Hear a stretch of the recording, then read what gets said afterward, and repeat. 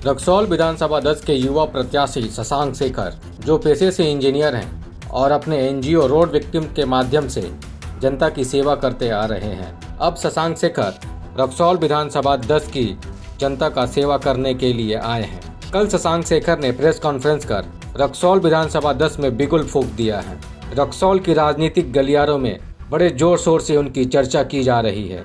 अपने शांत स्वभाव और मिलनसार व्यवहार से लोगों के दिलों पर राज करने लगे हैं।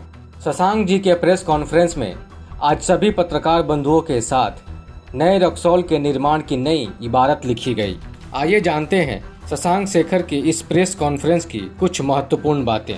इस आज़ादी की 73वीं वर्षगांठ पे हमें ये डिसाइड करना है, क्या हम सही मायने में आज़ाद हैं? अगर नहीं आज़ाद हैं तो हम इस पे विचार करें और पुनः विचार करें कि हम किस प्रकार आज़ाद होंगे और क्या रणनीति होगी। कोई भी बहुत बड़े लक्ष्य को पाने के लिए हमें उस लक्ष्य को छोटे छोटे टुकड़ों में बांटना पड़ता है, जिसको स्मॉल गोल्स कहते हैं, और स्मॉल गोल्स को इंटरवेंशन के द्वारा उसको ठीक किया जाता है। सारी समस्याओं को हम ठीक कर सकते हैं, बस हमें ज़रूरत है हम एक्टिव रहें। अब मैं रक्सौल के बारे में बताऊं। रक्सौल विभिन्न प्रकार की बदहाली से गुजर रहा है। नंबर 1 सड़क, नंबर 2 शिक्षा, नंबर 3 चिकित्सा, नंबर 4 एयरपोर्ट का निर्माण अब तक नहीं हुआ। ऐसे अनेक ज्वलंत समस्याएं हैं और हम सब वाकिफ हैं। आज तक रेलवे के पास ओवरब्रिज नहीं बन पाया, अस्पतालों की व्यवस्था नहीं हुई। पिछले 30 साल में अगर देखा जाए तो चिकित्सा के नाम पर सिर्फ हमारे पास एक डंकन अस्पताल है। इन सारी चीज़ों को बदलना चाहिए था पर नहीं बदला। लेकिन अभी भी मेरा ऐसा मानना है, जब से मेरे जीवन में मैंने ये हादसा देखा तब से मैं बहुत ज़्यादा पॉजिटिव हो गया और मुझे ये लगने लगा कि ज़िंदगी में कुछ भी मुश्किल नहीं है। कभी भी दिवाली में क्या आप पुराने दिए जलाते हो? हर दिवाली में हम एक नया दिया जलाते हैं, नए कपड़े पहनते हैं। ठीक उसी प्रकार चुनाव एक लोकतंत्र का महापर्व है और इस पर्व में हम एक नए युवा के साथ आगे बढ़ेंगे, एक नए ऊर्जा के साथ, एक नए रोशनी के साथ, ताकि रक्सौल को एक हम बेहतर रक्सौल बना पाए।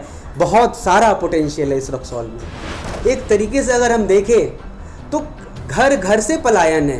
2004 में मैं रक्सौल से बाहर पढ़ने गया। मैट्रिक तक की पढ़ाई मैंने यहाँ से की। उसके बाद मुझे मौका मिला, मैं बहुत खुशकिस्मत हूँ कि मेरे अभिभावकों के द्वारा मुझे मौका मिला कि मैं बाहर पढ़ने गया। न जाने ऐसे कितने युवा हैं जो सिर्फ एक प्लेटफॉर्म की तलाश में रह जाते हैं। उनको अगर मौका मिला होता तो न जाने रक्सौल का नाम आज विश्व पटल पे होता। जो राशन आ रहा है सरकार के द्वारा, भारत सरकार और बिहार सरकार के द्वारा, वो भी उसको भी लेने के लिए उनकी लड़ाई है। मैं अभी लक्ष्मणुआ पंचायत के 3 दिन पहले लक्ष्मीपुर गांव में गया। वहाँ पे लोगों को राशन नहीं मिल रहा। 70 लोग ऐसे हैं जिनको अब तक राशन इस महीने 2 महीने से नहीं मिल रहा है। उनका ये कहना है वो क्या खाएंगे? तो हमें इस चीज़ को समझना होगा, एक ही देश में रह के इतना बड़ा डिफरेंस। हम लोग एक वर्ग ऐसे हैं जिसके थाली में 5 तरह की सब्जी, और दूसरा वर्ग ऐसा है जो सिर्फ और सिर्फ कैसे भी चावल को या तो नमक के साथ खा रहा है या तो एक सब्जी उसको नसीब हो जाए, ये भी उसकी खुशकिस्मती है, और उसे ये नहीं पता है कि वो सुबह क्या खाएगा। प्लूटो ने कहा था, अगर आप राजनीति से डरते हैं क्योंकि आप स्वयं को काबिल नहीं समझते तो ये बात मान लीजिए कि आपसे कम काबिल इंसान आप पे राज करेगा। और ये सच है, ये हमारे देश का सच है, ये रक्सौल के विधानसभा का सच है और पूरे बिहार के 243 विधानसभा में मोर और लेस यही बातें हैं। हम सब लोग दूर से बैठकर कोसते हैं। पता है कब कोसते हैं? जब ट्रैफिक जाम में फंस जाते हैं तब कोसते हैं। जब अस्पताल में जाते हैं और ढंग की चिकित्सा नहीं मिलती है तब कोसते हैं। जब हम अपने बच्चों को बाहर पढ़ाने के लिए भेजते हैं और रात को चैन की नींद नहीं सो पाते कि बेटी वहाँ सुरक्षित है या नहीं है, तब कोसते हैं। जिंदगी के हर फेज में कोसते हैं। मैं तो अपने आप की अभिव्यक्ति को आज़ाद कर लिया। सरकार की एक लचर व्यवस्था का शिकार होके आज मेरा भाई विकलांग हो गया। तब कोसते हैं कि ये व्यवस्था लचर नहीं होनी चाहिए थी, इस व्यवस्था में सुधार होना चाहिए था। लेकिन स्थिति वही की वही रह जाती है।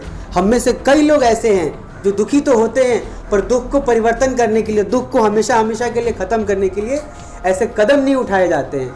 आज की डेट में दिक्कत ये है कि एक मजदूर जो 500 रुपये कमा रहा है, उसकी समस्या है कि उस 500 में उसका घर नहीं चल रहा है। जैसे ही उसके बेटे के अंदर ताकत आती है, 10 साल का होता है, वो मजदूरी के लिए निकल पड़ता है, चाहे होटल के जूठे बर्तन धोता है, चाहे साइकिल के पंचर बनाता है, कुछ ना कुछ करता है ताकि वो प्रतिदिन का 200 रुपये कैसे भी अपने परिवार में जोड़ पाए, क्योंकि उसके उन 200 रुपये से उसके जो छोटे भाई बहन हैं वो भरपेट खाना खा पाए।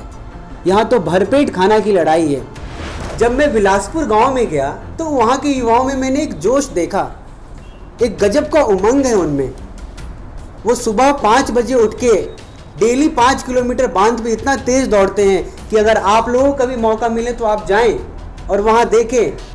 हुसैन बोल्ट को तोड़ने की क्षमता रखते हो बच्चे, उसके रिकॉर्ड को तोड़ने की क्षमता रखते हैं। ऐसे क्षमतावान बच्चों को अगर मौका मिला होता तो आज समाज को हम एक बहुमुखी प्रतिभा की तरफ जोड़ पाते।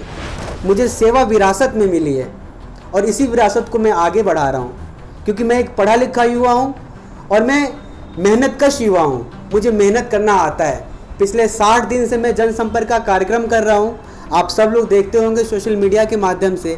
मैं सिर्फ 4 घंटे सोता हूँ और हमारी एक डेटाबेस पॉलिटिक्स है।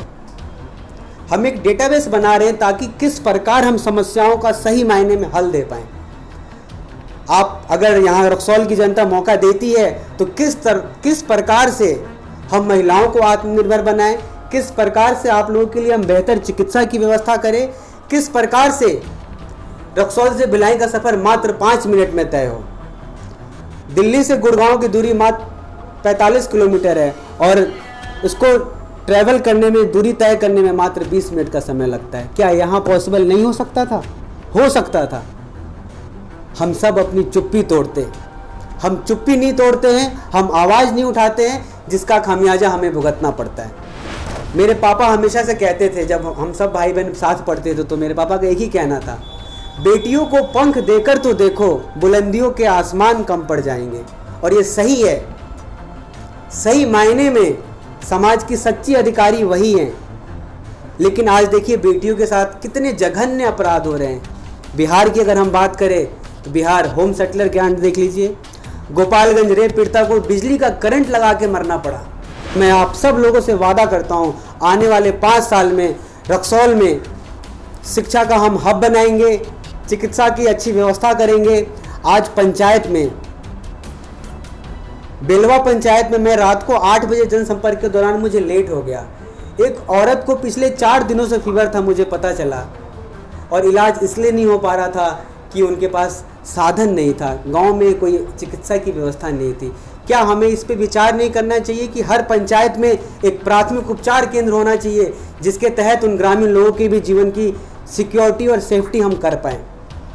प्रधानमंत्री की अनेकों योजनाएं चल रही हैं। प्रधानमंत्री जन औषधि योजना के द्वारा क्या सभी ग्रामीणों को दवाई का वितरण नहीं होना चाहिए था? आज इस वैश्विक महामारी के दौर में वो क्या खाएंगे और कहाँ से इलाज कराएंगे? हमें आपको तो सर दर्द होता है तो हम दवा की दुकान में चले जाते हैं, डॉक्टर से जांच करा लेते हैं। उनके लिए क्या व्यवस्था है? ये सोचकर बहुत दुख होगा आप लोगों को। 50% से अधिक महिलाएं ऐसी हैं ग्रामीण इलाके में जिनके अंदर खून की कमी है। जब जच्चा ही नहीं स्वस्थ है तो बच्चा कहाँ से स्वस्थ होगा? और बच्चे को स्वस्थ करने की क्या तैयारी है? आंगनबाड़ी की तो धज्जियाँ उड़ी हुई हैं।